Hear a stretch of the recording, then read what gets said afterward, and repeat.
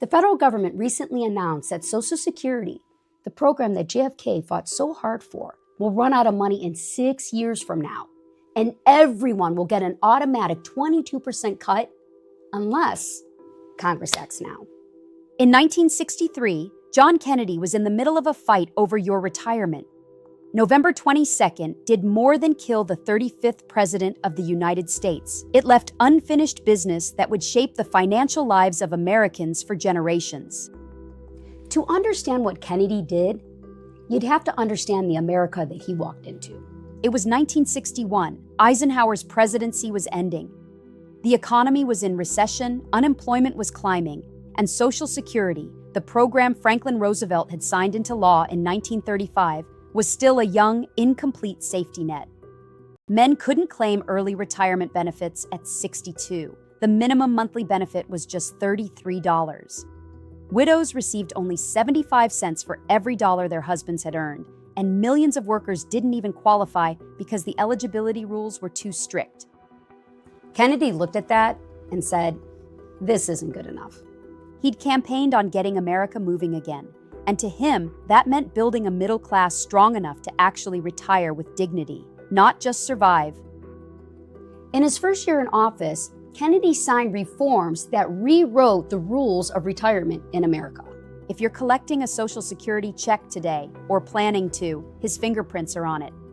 Before 1961, only women could claim Social Security at 62, and only with a reduced benefit. Men had to wait until 65.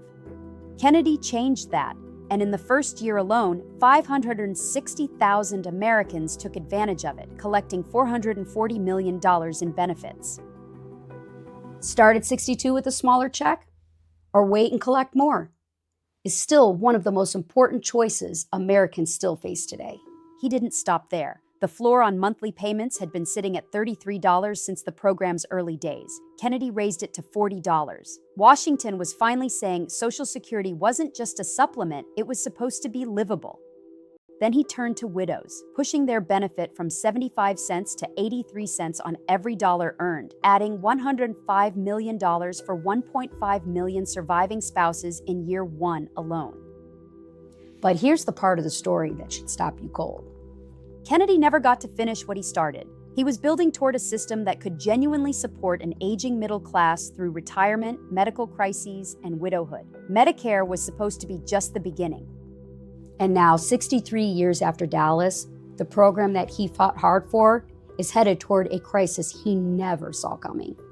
The 2026 Social Security Trustees Report estimated the trust fund will be depleted in the fourth quarter of 2032. When those reserves run out, Social Security will only be able to pay 78% of scheduled benefits.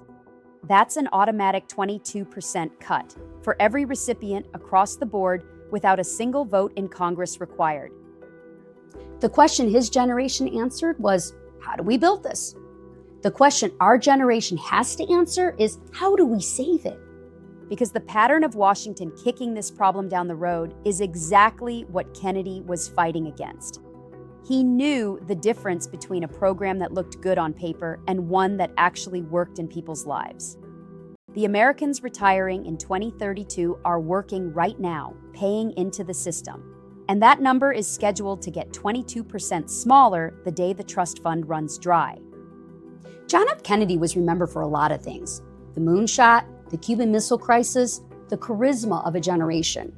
But he's also the president who gave you the option to retire at 62, boosted survivor benefits for your grandmother, and went to the mat for Medicare when nobody thought it could pass. He didn't finish the job. And right now, 6 years out from a crisis Washington has known about for decades, neither have we. If today's video gave you something to think about, hit subscribe and drop a comment. Will Congress act before 2032? See you in the next one.